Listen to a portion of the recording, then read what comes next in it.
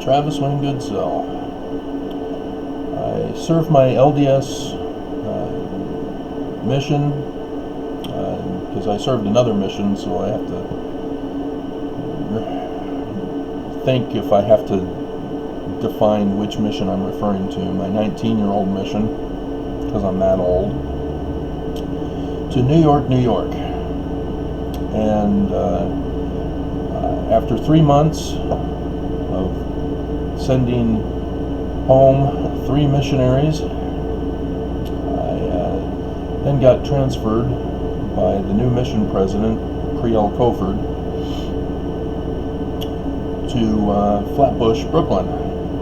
And when we first got there, the bathtub was literally black from all the soot and nobody cleaning. Unbelievable, just horrific. I was too exhausted to do anything about it, but my missionary companion, I can't remember his name now, he went and married the first sister missionaries, or the one of the group, that he kept calling every night to make sure she was doing okay and getting her numbers. He went and married her as they went home on the same plane together. I have lots of experiences, but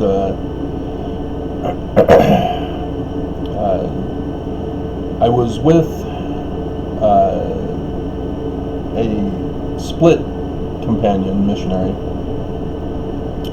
one day as we were walking the streets in Brooklyn, and little black kid, probably 4, unless he was very short, but I'm pretty sure, looking back at my children as to how high they were around their ages, around 4 years old. He comes right up to me. He left his peer group and came right up to me. Looked me straight in the eyes. He had to look up and just stared. Silent, just stared. I looked back, smiled, and then he spoke and said, "You have demon eyes," and then turned, ran back to his peer group.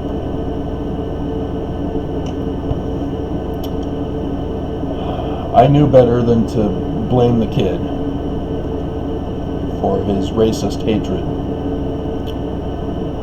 But Brenda Beasley, 6 hours ago, decided to remind me of that racial hatred experience on my mission.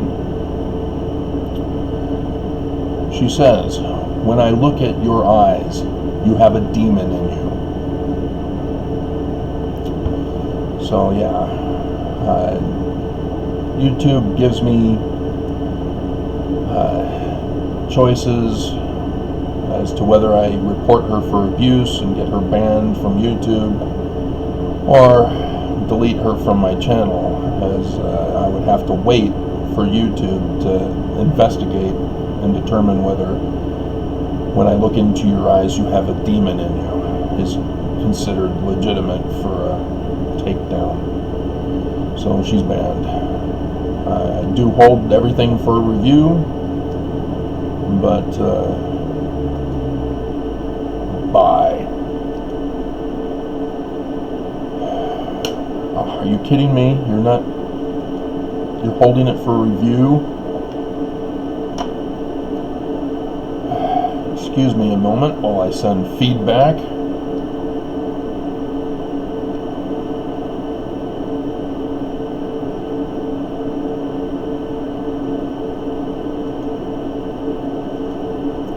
This is unacceptable, YouTube. Because apparently they need to review everything now of mine,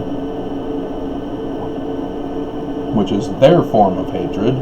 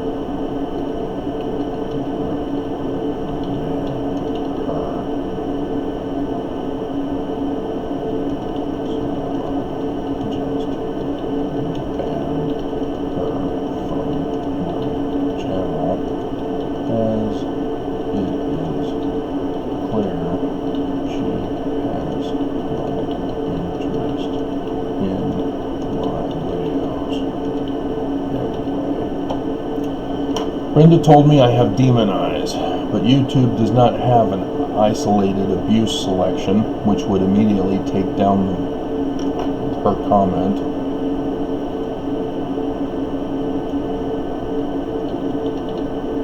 And allow you,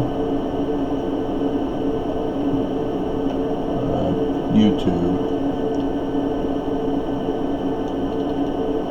to reprimand her. So I just banned her from my channel. It is clear she has no interest in my videos anyway. Why are you reviewing my decisions?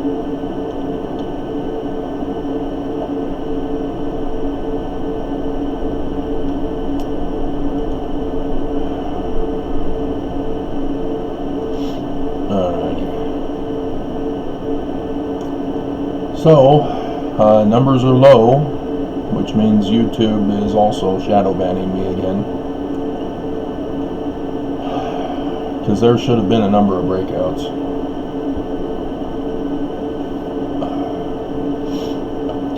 Yesterday, the mail service has shown that it's slow, so I did not get the court documents, so I can't respond yet. Hopefully today.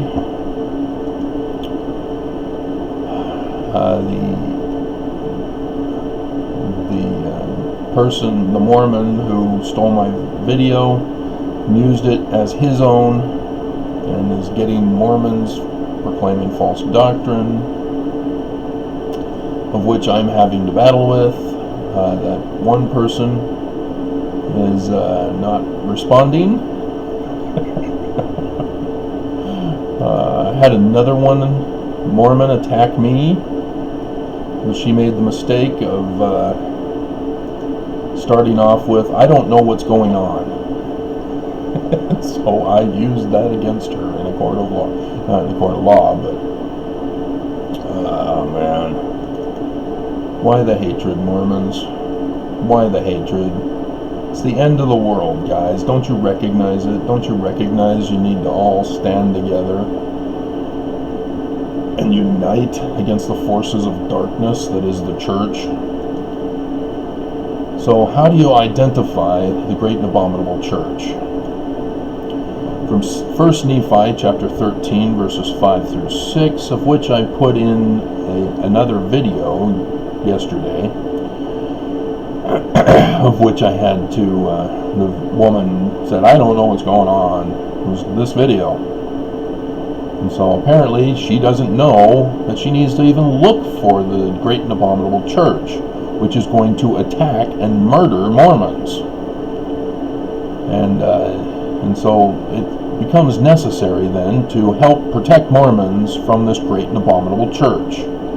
So it says, "Behold, the formation of a church which is most abominable above all other churches, which slayeth the saints of God, yea, and tortureth them, and bindeth them down, and yoketh them with a yoke of iron, and bringeth them down into captivity. And it came to pass that I beheld this great and abominable church, and I saw the devil, that he was the founder of it. Okay, well, there you go. It's a simple thing to look for, isn't it, Mormons?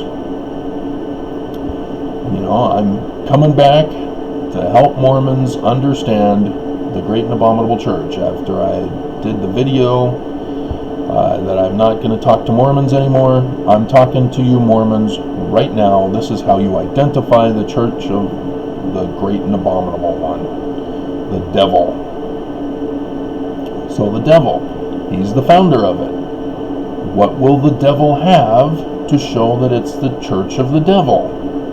He will have signs, secret signs, that will illustrate to those who know those secret signs that it is the church of the devil. And where will it be placed? Well, it will be placed at the keystone of the ark of the doorways to its temple. Because the keystone is symbolic of the doctrinal principles or precepts that are taught by the organization that owns the building. It's not a complicated concept. It's been well known and utilized since the Egyptian period, and who knows how many thousands, because Egyptologists are not accurately portraying their history. Whereas my DNA is more accurately correct, telling of my history, of which I come from Egypt, from the origins of my DNA. And so you're looking for a church that does all these things to Mormons, that murders them, that tortures them, that binds them down, yokes them with a yoke of iron, and bringeth them into captivity.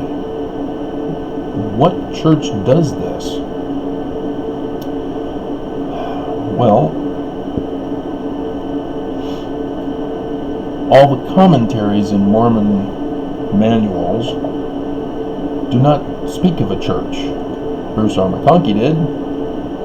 But is the Catholic Church really doing all this to Mormons? Is the Catholic Church having Mormons murdered, tortured? Here in Utah, this is where the highest population is. Are the Catholic Church, and they have a beautiful building downtown, and they have the Catholic shelter downtown. I'm not sure if the city has shut down that one also, because they sort of, with Operation Rio Grande, wanted to execute all of the homeless people by taking the 1,100 beds and converting them into 3 buildings with a total of 700 beds, 400 beds short. I call that an execution. And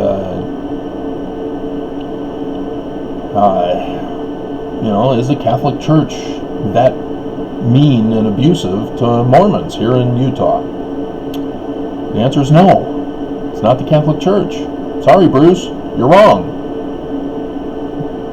They may have been the Great and Abominable Church during the time of Constantine and Spanish Inquisition and Luther, but not now. Maybe in Pennsylvania, but that's not against the Mormons. And so, what other church? Baptists, Evangelicals, Protestants, Presbyterians, Congregationalists. I can't go through the thousands. Which church is the one murdering Mormons, locking them up in bondage, having them arrested, having them disappeared from society, torturing them, spreading false doctrine, messing with the scriptures of the founder, Joseph Smith, altering the documents, lying, deceiving, flattering, pacifying, getting Mormons to get angry at those who say that the Book of Mormon teaches correct doctrine. That would, let me help you if you haven't figured it out by now. It was in that picture that I put up. On the Salt Lake Temple, at the keystone of the doors, where I and other Mormons who get sealed in that temple get their wedding pictures taken at, where the missionaries who serve at Temple Square get their picture taken at, and where many Mormons go through to listen to the endowment ceremony, to do work for the dead.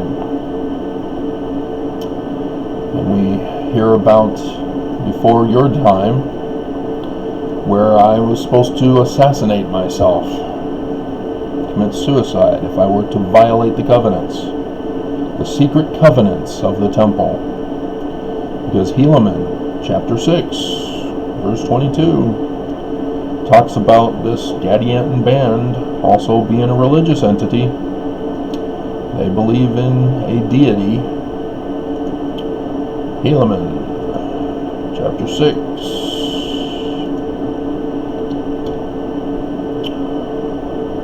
And it came to pass that they did have their signs, yea, their secret signs. So you'll identify them in the architecture. That's where they'll hide the secret signs and their secret words.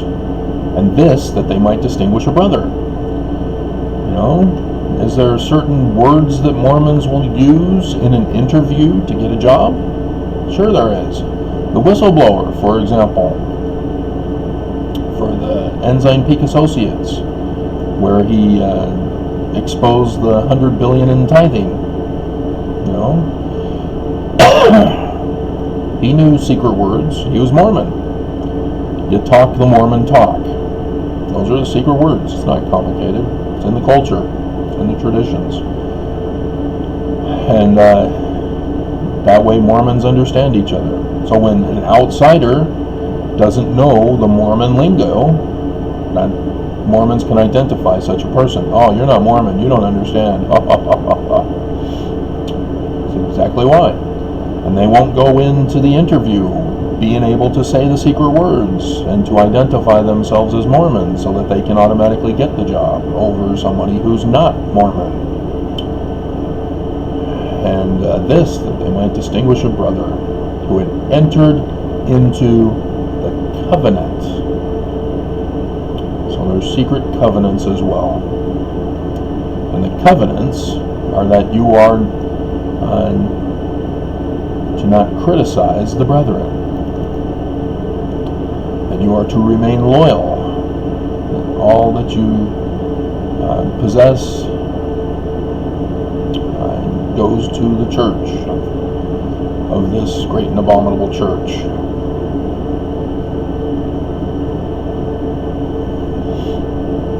And they don't judge according to the laws of the land. They are traitors to the country. That they might murder, plunder, steal, commit whoredoms, and all manner of wickedness contrary to the laws of their country, and also the laws of their God. They are presenting a fake God, wolves in sheep's clothing. So murder, plunder, steal, crimes, sins, that's a violation of God's law, right? Not according to the secret great and abominable church. They have their own laws. They may outwardly claim to have Jesus Christ as God, or, like Joseph Smith, the Jewish Messiah version, And Christians need to understand that they not be abusive, calling Mormons not Christian and therefore worthy of criticism. Mormons are a Jewish creation, a Jewish restoration, not a Christian restoration. And as such, you can't be abusive to Joseph Smith's Mormonism. But any organization that commits crimes and is abusive, yeah, go after them. Contend against no church but the church of the devil. I believe that's from the DNC, isn't it? Or is that from the Book of Mormon? Contend against church devil. Only one. Doctrine and Covenants, 1820. Contend against no church, save it be the church of the devil. And there are only two churches, right, Mormons? Church of the Lamb of God, Church of the devil. So, again, that's how you recognize it. We are in the apostate church. Brigham Young ordered the murder of Joseph Smith and Hiram, ending their reign, because Joseph Smith claimed to be the Messiah of the Jews, not the Christians. If you do not understand the difference, then what are you studying scriptures for? Because apparently you're not. And so Brigham Young committed all sorts of crimes, altered the documents, altered the Book of Mormon, altered the Doctrine and Covenants, took out parts of the Doctrine and Covenants, the plain and precious parts regarding marriage, which Joseph Smith said was monogamous, not polygamous. And I can go on and on and on as to the abuses, crimes, and treasons of the Church of Jesus Christ of Latter-day Saints. It is not hard to identify the Great and Abominable Church because Joseph Smith made it very easy for us to do so. Because of that, it was of great concern for the latter days.